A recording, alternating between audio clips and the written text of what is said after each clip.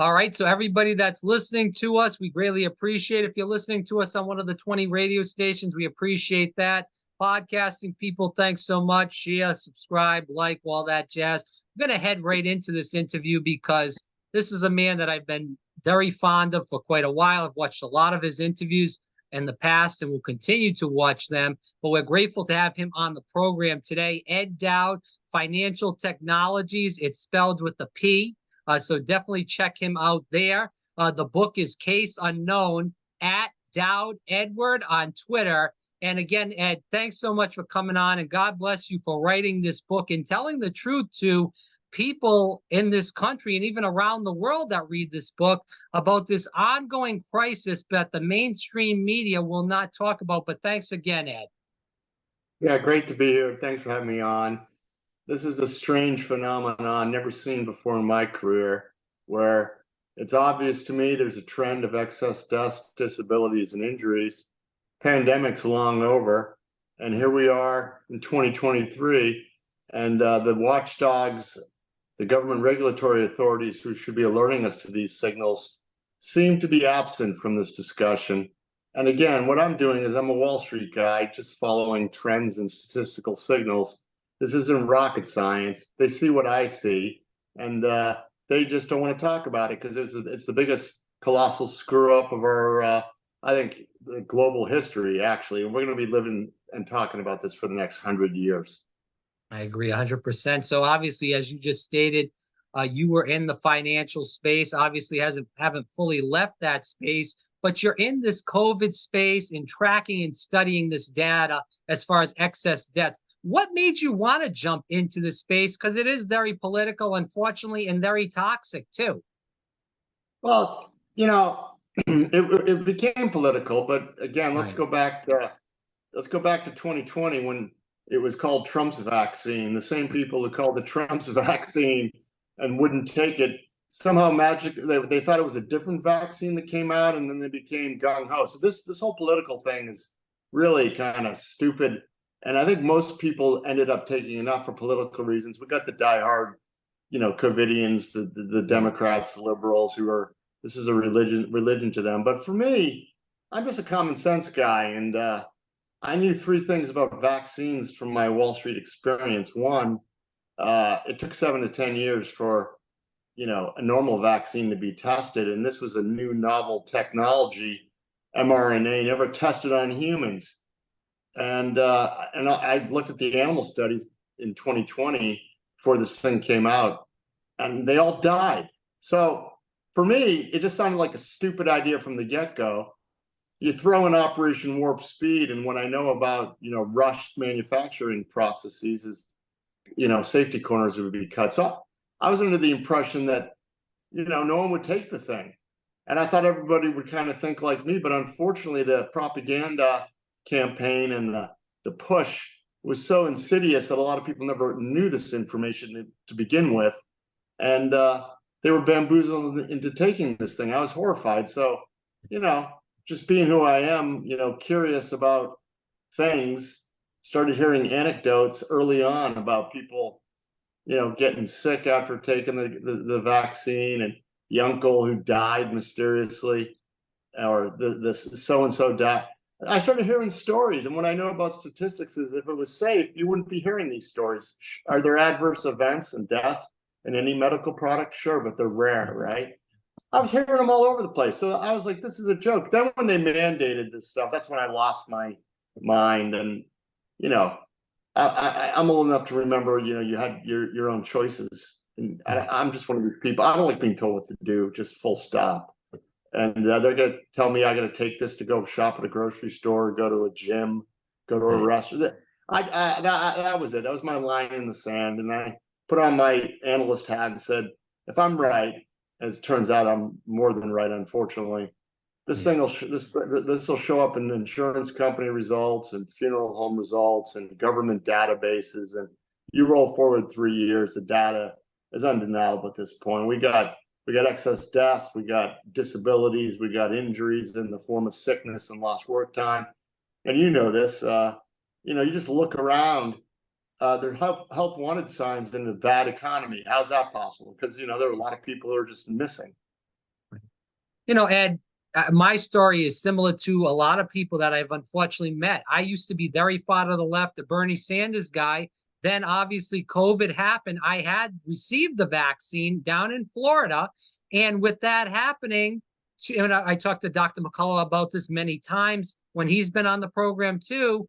2 weeks after the vaccine, I had this big issue that's still going on to this day. I'm grateful that I am better, but I have this issue with a vaccine injury due to vertigo, due to high inflammation. And we're seeing this inflammation issue, and it's a huge crisis. I know we can dive deep into the data, and we will during this topic about inflammation, because it seems like it's an issue that goes on with everybody that's injured due to this jab. But I want to just hit on the book quick and definitely give that a plug even more. You wrote that book, Case Unknown, and we are going to get into the data, as I stated. But can you just tell the audience a little bit about Case Unknown and why you believe they should read it? Because I think it's very important. Yeah, the book is Cause Unknown, The Epidemic of Sudden Death in 21 and 22, found on Amazon. And I'm a Wall Street guy. I keep out the who and the why. I don't get into conspiracy theories. I just analyze data. And the conclusion I come to is it's the vaccines. You don't have to agree with me if you don't want to. I analyze insurance data, U.S. Bureau of Labor Statistics data. I talk about sudden athletic deaths. And the data comes back that something changed in 2021. Young people weren't dying. Then all of a sudden they start dying in droves in 21 and 22. So I blame the vaccine. If you don't think it's a vaccine, at this point, the data that we're seeing, the authorities are seeing, and they don't talk about it. So it's a cover up of something. I believe it's the vaccine, obviously. And the book is good for anybody who wants to delve into the data. It's written from a Wall Street perspective. I analyze it like I would a stock chart and a trend. We use statistics. And look, your audience needs to know this. Like, this wasn't just, my dad and my brother took the vaccine. My kids, unfortunately, I'm divorced. My kids took, this is not a political issue. Everybody, to some degree, has somebody they know. My dad and my brother are Trump guys. They took, so it's got nothing to do with Trump. We were bamboozled as a nation and as a globe into this thing. So get your mind out of, far right, far left. This is team humanity at this point. We're all one. We're moving forward. Everybody knows somebody who's been injured. Everybody is, my whole family took this thing. I'm the only one that did. They thought it was crazy at first, but now they're at the very least, they're not getting boosters anymore. So that's good, right? Yeah. So, if you took it, don't despair. And this because you've talked to Dr. McCullough. There's treatments. Yeah. I think this thing can be taken care of. But what the bottom line is, this thing is a new novel technology, creates a spike protein, which is actually the protein that was created by the virus that causes all the problems. So that was just stupid from the get-go.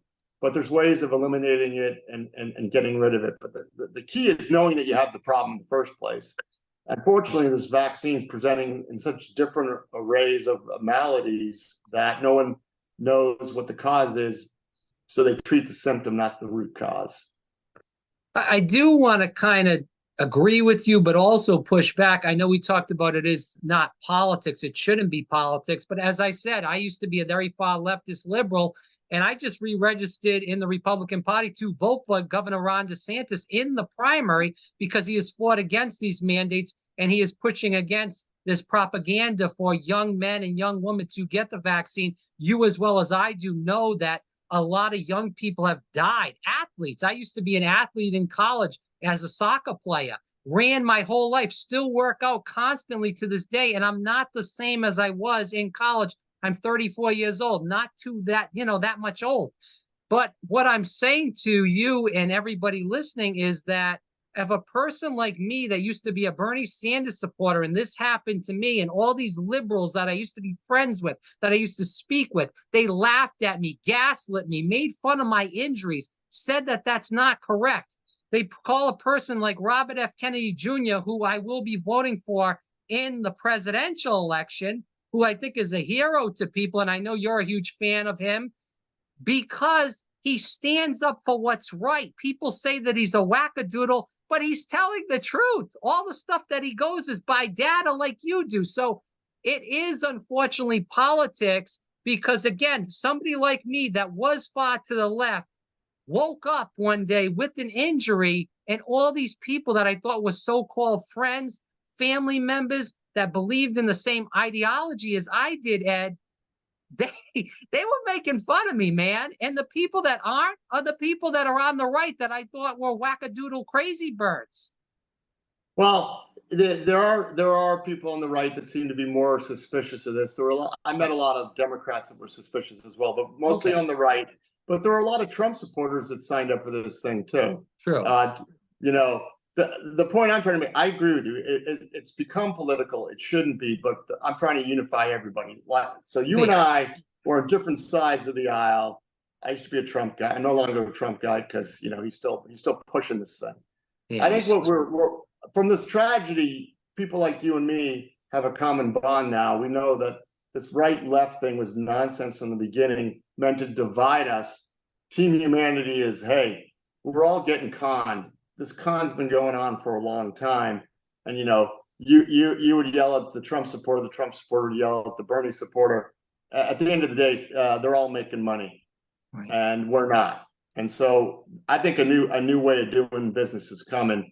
And the tragedy of your injury is going to multiply with other people like you who are on the left saying, I'll go to the right, but you're not going to become a far right person. You still have some liberal tendencies. I do. Yes. Yeah. But I agree with somebody more so like Robert F. Kennedy Jr. that is standing by truth. He's for freedom. He does still have some liberal policies, which is good with me. He's fighting against the Ukraine war too, which I am for. And, obviously being an environmentalist, the list goes on and on. We don't have to dive deep into that, but just saying, yes, I do have some liberal policies, but I do have to give some credit to some of these people on the right that have been interviewing me, where I've done media hits about my vaccine injury, and also believe me more so than some of the people on the left. Also, just to be fair for him, we'll put the exclamation point on this, Ed, with this point, is that I was up in Rhode Island. That's where I was born and raised. So you're talking about people that are very far to the left, establishment Democrats, Joe Biden voters, and obviously Trump pushed this, but so did obviously Joe Biden and his corrupt crew. So these people would not go against somebody like Joe Biden and Kamala Harris because they're pushing it. And they feel like, again, this is a cult-like atmosphere up here, whereas maybe Democrats in Florida or Democrats in South Carolina, North Carolina, they're not as far to the left and cultish on the vaccine issue than people up in the Northeast are. No, I agree. I grew up in Boston, but I escaped. I went to college in the Midwest and got different viewpoints and moved back to Boston. Now I live in Hawaii. But you are right. There are certain vestiges of Democratic strongholds that have become very cult-like and very dogmatic and very groupthinky. And that's just not, whenever beware of groupthink. And, I call them the COVIDians, and there are some Trump people in there too. These are people that COVID became a religion for them, and they gave over all their power and trust to these supposed doctors and scientists, trust the science. And that's been misplaced because, a lot of what we learned throughout this crisis is that what we were told was nonsense and lies from the get-go. And that's the sad tragedy of all this. Censorship should have been an early warning indication for a lot of people. When you heard differing voices and they were censored, you should go run to those voices to see what they're saying, because there's a reason they're being censored, because this was a program that was not going to be allowed to be questioned. And anytime you can't question something, that's a problem. We lost our critical thinking skills in 2020, and it seems like a lot of people don't want to put their critical thinking cap back on it and just look at both sides. I do have to credit myself. When I was very far to the left, I would still watch Fox News and listen to the right side, because I believe, you have to kind of watch both sides and listen to both sides to come to a good opinion. I want to get back into this interview in general and kind of move away from the politics. But again, for people that are just tuning in, again, Ed Dowd, it's Financial Technologies with a P. A Cause Unknown is the book. Definitely go out and get it. And also on Twitter at Dowd Edward on Twitter. Definitely shoot that a follow to Ed on Twitter. Let's talk about this, Ed. About the life insurance companies because of the excess deaths from 2020 until now, and it doesn't look like it's going to get any better with the coming years, as you stated earlier on in the interviews. Can you talk about that? Because we've even seen life expectancy keep dropping, especially in the past 2 years. Yeah, so let me set this up for your audience. There's something in the insurance industry that called group life versus whole life. One is underwritten, meaning doctors examine you and they set the pricing according to your health and age. And that's usually individual policies for, 500,000, a million, 2 million, 10 million, whatever. Then there's something called group life policies that are given as benefits. They're not underwritten. They're just given as a benefit to employees of Fortune 500, bigger mid-sized companies. It's a benefit. It's an HR benefit. You go to Coca-Cola and you sign on board. You get your health plan. You pick that in HR. Then you get your group life policy and you sign it and you name a beneficiary. It's a freebie benefit, and you're not examined, and you get 1 or 2 times your base salary should you die. That goes to your family. These people are generally healthier than the general U.S. population because they're working, they have access to good health care. It was proven by the insurance industry that's true. They die at 1/3 the mortality rate of the general U.S. population in any given year. So they're healthy. Well, in 2021, this group goes off the rails, and they experience, there was a Society of Actuaries does a group survey of all the revenues in the industry. 40% excess mortality above normal. This is normal, 40% above in 2021, ages 25 through 64. And you say to yourself, well, what does that mean? Well, 10% is what has been described as, that if it was just 10%, that would be once in a 200-year flood. It's 40%. That's unheard of. And it came out in August of 2022 after they did all the data. 40% versus a general US population excess mortality of 32%. So why did the healthier people suddenly flip and become more susceptible to death, more so than normal? Well, the only conclusion I have is vaccines and mandates. And the Occam's razor, simplest explanation is usually sufficient. So these are not even my numbers. This is just Society of Actuary numbers. This happened. It's real. It's not debatable. What's debatable is what the cause is. But, if you put on your critical thinking hat, what happened in 2021 that caused young people to suddenly start dying versus 2020, it's mostly old. But all of a sudden, young people, the pushback I get is this. It's suicides. Well, in the third quarter of 2021, the excess mortality for millennials went from around 30% up to 80% in August, September, October. What do we know happened then? Mandates. They were given a choice: keep your job or get fired or quit.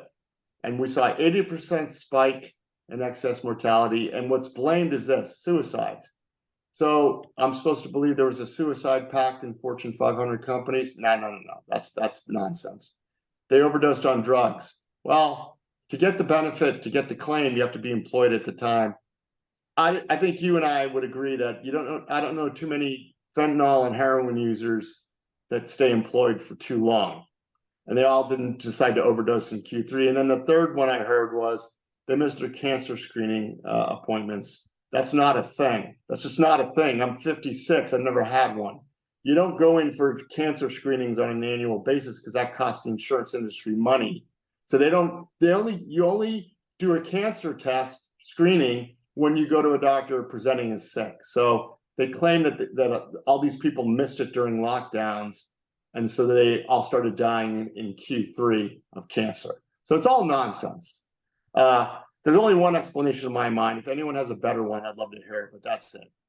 So what is worse, the disability data, or, and if you want to talk about that also, you can throw that in. But what's worse, the disability or the excess deaths in the Well, so US? the excess deaths is collectively a small, as tragic as they are. There's only adverse events from drugs are many, but the most extreme one is called death. So that's an adverse event. So that's tragic. But those numbers are tiny compared to the disability. So we did an analysis in the US. We figured about 300,000 people were killed by the vaccine, probably low in 2022. We're probably being conservative. We calculated 1.36 million disabled and about 26 million injured, meaning able to work, but not missing work, chronically sick, absent, working at like 3/4 speed. So they're able to function, but they got some sort of injury. So about 30 million people in the US, we think, were either injured, disabled, or dead. The dead being the smallest numbered, disabled being the second, and the injured much larger. And the problem with the injuries is the injuries could turn into disabilities. Disabilities can turn into death. So we have this big problem out there that continues. And someone like you know what the problem is, and you're treated. At least others don't. And they're going to their doctor, being told you have X and treating X, but no, it's actually Y. Look at Ed. They want to put a lot of people on. They tried to do this with me. Again, I've been an athlete my whole life. I went to Division II soccer in Boca Raton, Florida, played for 4 years, did my master's degree over there. They told me, they said, you just have depression and anxiety. I heard that through multiple people that were given the same reason of vaccine injury. Instead of them blaming it on that, it was depression, anxiety. Take Zoloft, take Lexapro. I told him, I said, no way, Jose. I had a doctor that was telling me he had to get the third vaccine shot, and my symptom would just magically disappear, like I was going to Disney World or something. It was a joke. And I've heard many other people, again, that are injured have had these similar conversations with doctors. And as you stated, you don't trust people in a white coat. I'll say that. I know you didn't say it, but I'll say it. You don't trust people in a white coat because they're just as bad as drug dealers as the people that are drug dealers on the street. I'm sorry. That's just the way it is. We saw these people getting paid for pushing the vaccine by health insurance companies, Ed. Yeah, no, you're right. So the system that you're 34, Obamacare started in 2009. And it changed the way things were done. It became more of a corporate top-down medical system where the doctors are following protocols, and there's perverse incentive payments wrapped into all this. So the private doctor became a corporate doctor, and they're now just telling you what they're told to tell you. They don't think, and they, in some cases, like you said, get paid for pushing products.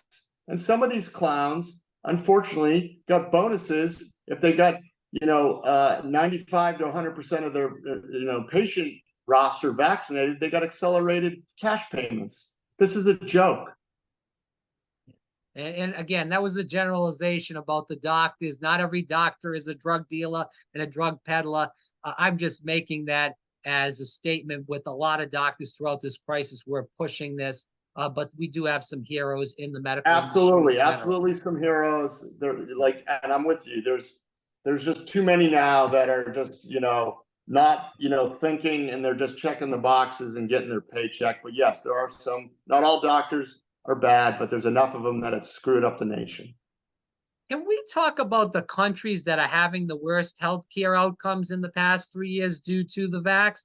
Obviously, I feel like, and you can correct me if I'm wrong, the U.S. is near the top of the list, but some of these European countries that were really pushing the mandates also on that list, or was the U.S. number one and no one was even close to touching them? U.S. was the worst. Then we got the U.K.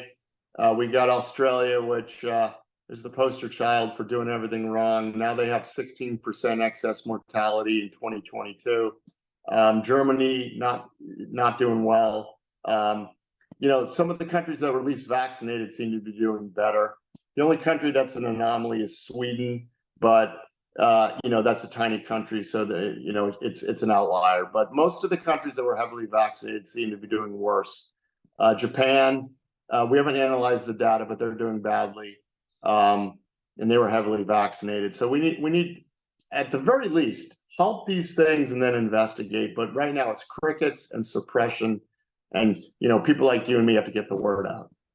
I want to go into some audience questions quickly, and I wanted to give the audience some fair shots because, again, like I stated to you before we started recording, we do have a lot of people that are vaccine injured that do listen on different stations around the country. Let's talk about the disabilities. What kind of disabilities are you seeing that people are suffering from the most? So we looked at the UK personal independence payment system, which is their disability system.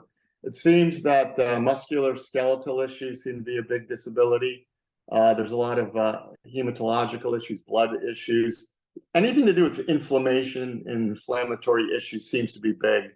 And they're unfortunately, in some cases, debilitating to the point where you can't work.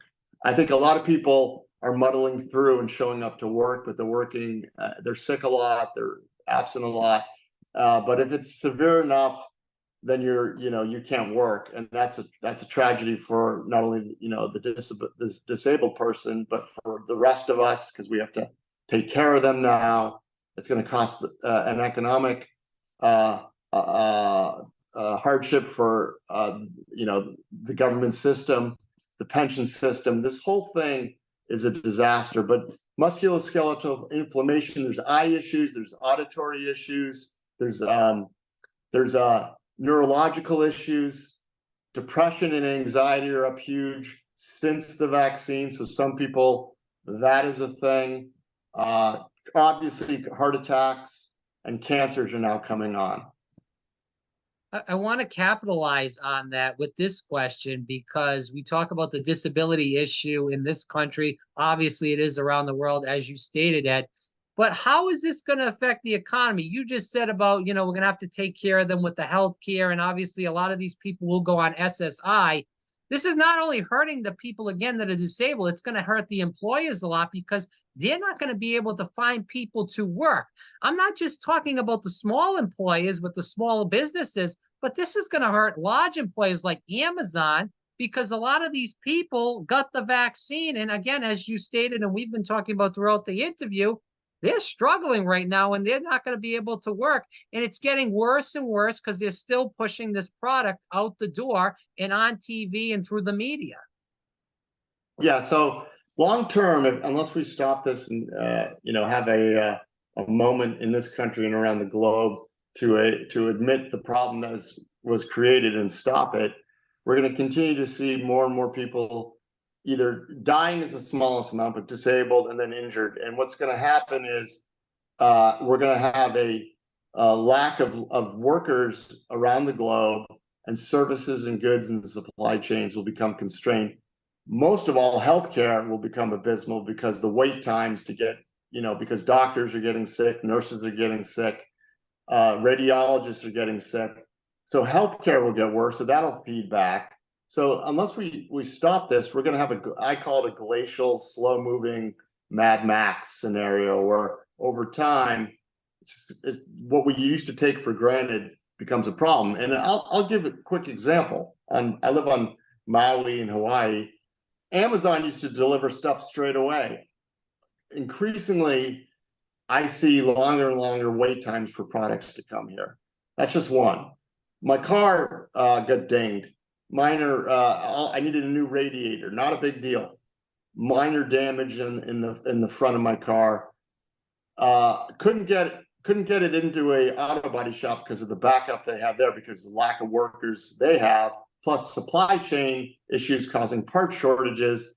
The insurance company eventually told me, "Hey, we're going to give you 10 grand for your 2011 Audi A6. It's worth 6." I go, whoa, you give me 10 for a car worth 6? Whoa. And then he said, well, they're doing it across the country because they could sell it more for parts. So, and then if you go to I'm sure in some of the restaurants that you used to go to nightly, some of them aren't open, but like a couple days a week now because they don't have enough staff to give full service. You're seeing this all over. My credit card company couldn't give me a credit card until 2 weeks before my expiration date. I used to get a credit card, 5 months before it expires and then just have to activate it. They said they had problems getting cards out. What's going on? You want to get a radiologist to, read your MRI. Good luck getting it turned around in 24 hours. This is happening. It's real. Yeah, but Ed, what's going to happen? You're a financial guy. What's going to happen with already the debt and the deficit, excuse me, because of Ukraine, now with Israel, and obviously this crisis is getting worse. I know they're trying to push the digital currency. I don't want to get down that rabbit hole right now because we don't have enough time tonight. But it seems like this country is about to really, hit a brick wall and hit it extremely hard. And I don't know where we're going to get the money to fund all these programs with Medicare, Medicaid, Social Security, this healthcare crisis, along with it, with the vaccine, along with the debt and the deficit that's been going on since Afghanistan and Iraq, and then bring on also Ukraine and Israel. I mean, it's out of control. It sounds like it's like really a debt spiral for the country. Yeah, you're not wrong. Your critical thinking skills are working very good at the moment. Look, you don't have a finance background, but you see we're going to hit a brick wall. Anybody with any common sense at this point can do simple math and say, we're about to go splat. And the question is, do we go splat in the next 2 months or sometime in 24 or 25? But the splat's coming in the next 2 years. And if you're in charge, the politicians and the central bankers, you want to blame that splat on anything but yourselves. So expect some sort of crisis to emerge that will be blamed for the next splat, which will be the economic splat. It's truly sad. Let's end on these last 3 questions. We did get a lot of questions because we do have a lot of men and millennials listening to this. What are the issues you're seeing with millennials and Gen Zs as far as excess debts and disabilities? We talked about this a little bit early on, but that a lot of athletes are just dropping dead. These are people that are in tremendous shape, and they're just dropping like flies in general. And obviously, these are millennials and Gen Zs. But what are you analyzing and seeing? Well, there's a lot of cardiovascular issues in these. Look, if you're between the ages of 25 and 44, unless you're super unhealthy, you're not supposed to die. And a lot of those sudden deaths are cardiovascular, whether it's myocarditis that then presents as something else. In terms of myocarditis injures the heart, you may not, when you die and the autopsy comes through, they may not have diagnosed you with myocarditis. So your death is labeled as sudden cardiac arrest. So the vaccine seems to injure, and it seems to be affecting men more so than women on a cardiovascular basis. We've proven in some of our UK data. So millennial men are dying from sudden heart issues, and now we're seeing an onset of cancers. Turbo cancer, where someone, and I've heard enough anecdotes where so-and-so goes in, they have a little M&M size tumor in their brain, 3 months later it's a walnut and they're dead. So that's happening too. So tragically, a lot of millennial men and women are dying suddenly. But the problem, that's as tragic as that is, that's not enough to derail the economy. And that should be enough to stop this vaccine, but we're in some sort of crazy town land where this is not a big deal anymore. I'm worried about the injuries like that you've experienced, musculoskeletal, hematological, neurological, where you're just impaired, and some people are suffering inflammation, pain, and it's it F's up their life incredibly. And it's costing the economy. It's costing them and their families, what we all deserve, which is good health and living a normal life. Yeah, I agree 100%. And with the last 2 audience questions, do you believe that families and the people who had someone die due to this vaccine, or people, again, that were injured, will ever receive justice, Ed? I personally think maybe there'll be a class action lawsuit down the road, but I'm not holding my breath right now. But it doesn't seem like somebody like a Fauci or the Defense Department in general that made this vaccine, anybody from those places will ever go to jail, and no politician will ever take responsibility. The only politicians I see taking responsibility is Ron Johnson, Ron DeSantis, and Robert F. Kennedy Jr. That's about it. That they haven't been talking about it. Yeah, so they all deserve credit. I would say that there is a chance justice will come, and it's going to come, unfortunately, from these numbers continuing to grow, because we're getting to the point where enough people figure out what's going on. They'll demand accountability, and the politicians will throw the drug companies and other people under the bus. It's coming. I think there was fraud involved in the clinical trials. If we can prove that, then they don't have immunity. I do think Pfizer and Moderna will go bankrupt within 5 years. I do think mass class action lawsuits are coming. I think states' attorney generals in different states, once they realize what's happening to their own state healthcare system, much like they did with tobacco, will sue, get discovery, and then the floodgates open up. But Moderna was being pushed by the U.S. government, though, so they would be killing off their own product, their own company in general. Yeah, but if enough people get angry and push back, they'll start throwing people on. I think these guys. I honestly, I think the CEOs of Pfizer and Moderna are going to be thrown into the wolves at some point by the people that maybe use them as fronts. All right, Ed. So what's next up for you? Because I know you were looking into the NIH data. Is that what you're diving deep into now as we end? We're looking at CDC data. We're looking at more cancer data out of the UK. And so we continue to do, wherever we find good data, we produce research. We continue to update the stats on excess deaths. So whatever we've already done, we continue to update. So U.S. disability data continuously gets updated. And unfortunately, it hit a high in September of 2022, went sideways until June of this year, then went up another million. So unfortunately, it looks like things are accelerating again, unfortunately. Well, Ed, it's a pleasure having you on again. Ed Dowd, it's Financial Technologies with a P. It's Cause Unknown is the book. Definitely get that book, Cause Unknown, on Amazon or wherever you get your books, I should say. And then at Dowd Edward on Twitter. Ed, it's a pleasure, and thanks so much for telling the truth to the people listening. And obviously the people should read the book because there's more truth, and give it to one of your friends that maybe doesn't believe this is going on, because they need to see the light. And the more people we get to see the light, the better this country and also the world will be. So it's been a pleasure, Ed, and I hope we could have you on again down the road, because we want to talk about the Hawaii issue with the fires, we hope, because I know you're in the thick of things over there, and also what's going on with the digital currency issue. And I know you did a report on some kind of program a couple weeks back about the 2024, where you think stuff is going to hit the fan in 2024, 2025 with the banking system. But that's it for tonight. But we hope to have you on again soon, Ed. Thanks a lot, and definitely see you in maybe 4 to 6 months' time. Sounds like a plan.